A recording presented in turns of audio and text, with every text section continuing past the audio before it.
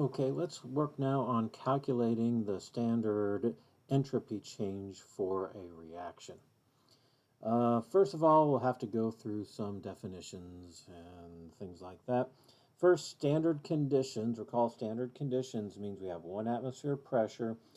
Temperature is 25 degrees Celsius, 298 Kelvin. Note in the gas laws chapter we had standard temperature and pressure.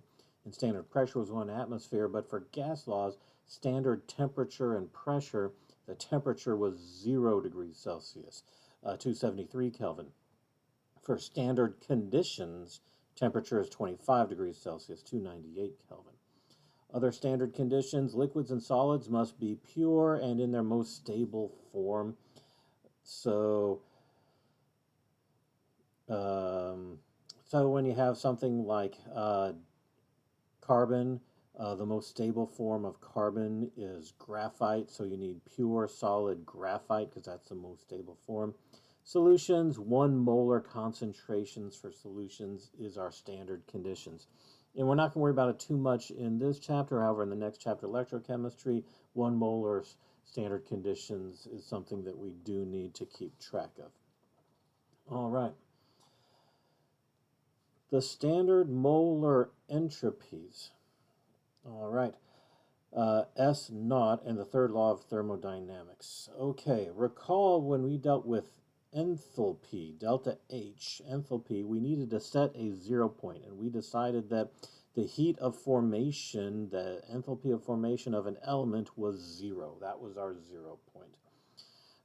We needed to set that, but with entropies, we actually do have a 0 point for our entropy. The third law of thermodynamics is the entropy of a perfect crystal at absolute 0 Kelvin, is 0. You have 0 entropy, 0 disorder, if you have a perfect crystal at absolute 0. Perfect crystal, no randomness, absolute 0, no motions. Okay. Other entropy issues. When we look at the entropy, just the amount of randomness, the amount of microstates, the amount of energy dispersal that any substance can have, we can look and see some trends here. For example, if we look at solids, liquids, or gases, as we have said before, a gaseous substance has more randomness, has larger entropy value than a liquid or the solid. And we see that, for example, H2O liquid has an entropy of 70 joules per mole Kelvin. H2O gas is 188 joules per mole Kelvin. More entropy, more randomness. And recall, more randomness is the way nature likes it. Okay. Also, if we're looking at the molar masses, in general, the larger the molar mass, the larger the entropy value. So argon has a larger entropy value than helium. Argon is a much bigger noble gas. Allotropes, different allotropes, graphite versus diamond, are going to have different entropy values. Molecular complexity, the more complex something is, meaning the more atoms a compound has, the larger the entropy value is. Now note, due to complexity, we can have this situation where argon gas is a single atom. It has a molecular weight of roughly 40. You look at nitric oxide, NO has a molecular weight of 30. Now, normally we would think, oh, argon gas, molecular weight of 40 compared to 30, it should have more entropy since it's a larger molar mass. But in this case, we look at nitric oxide, and it's a more complicated molecule. It's got 2 atoms that can move. You can have molecular vibrations and other motions. And so even though it has a smaller molecular weight, it has a larger entropy value. So when you're looking at molecular weights to determine what has larger entropy, you really need to look at similar type of things, argon versus neon versus helium. So when you look at argon versus nitric oxide, then complexity starts to rule because of molecular vibrations. And even though it has a bit lower molecular weight, it has higher entropy due to being a more complex molecule. Another example here is carbon monoxide gas. has a molecular weight of 28. C2H4 has a molecular weight of 28. So if these two have the same molecular weight, we could right away know that the C2H4 is going to have higher entropy value. It's a much more complicated molecule with 6 atoms compared to 2 atoms, and that is seen in these standard entropy values. Also, if you dissolve something in a solvent, by dissolving it, it spreads it out amongst the entire solvent. So we'd expect that to have larger entropy value, which it does. Solid KClO3 has an entropy value of 143. Aqueous, you dissolve it in water, then entropy increases to 265. Much more freedom, therefore much more spread out energy. Okay. So now that we've seen that, let's look at some calculations here. Recall from Gen Chem 1 that if you wanted to calculate the enthalpy change of a reaction, delta H, one way to do it was to look at the table of standard enthalpies of formation. And recall the enthalpy of reaction was the sum of the products times the number of moles of each product minus the sum of the heats of formation of reactants. Remember, products minus reactants. Well, we can do the same thing for entropy. We have a table, just in the same table actually, in the back of the book that had standard enthalpies of formation, has the entropy of those same reagents.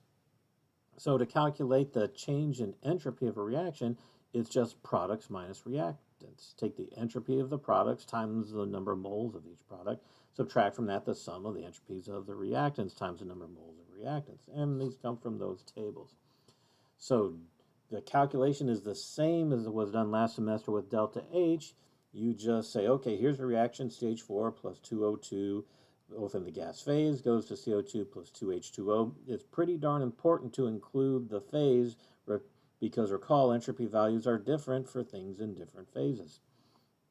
All right, the liquid water has a different entropy value than gaseous water, steam. So we can look up in the table, and I've just put those numbers down here from the table, making sure to include the state.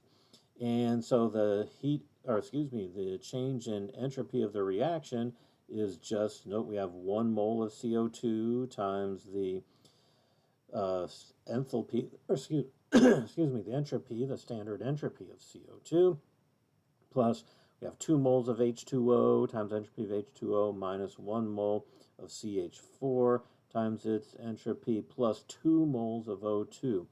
Very important, recall that when we're dealing with delta H, we did not worry about elements in their standard form because we had set delta H naught formation to be 0 for an element. Entropy is not the same way. With entropy, there is a value for the entropy of elements, so you need to include that in there. You do the math and you find the change in entropy for this reaction is negative 242.9 joules per Kelvin. Now the question, does this make sense? Negative, that means this reaction is going towards order. A negative delta S means the products are more ordered than the reactants. Does that make sense? Well, when we look at our reaction, note we've got 1, 2, 3, 2 moles of oxygen gas, 1 mole of CH4 gas. That's 3 moles of gas. Very random.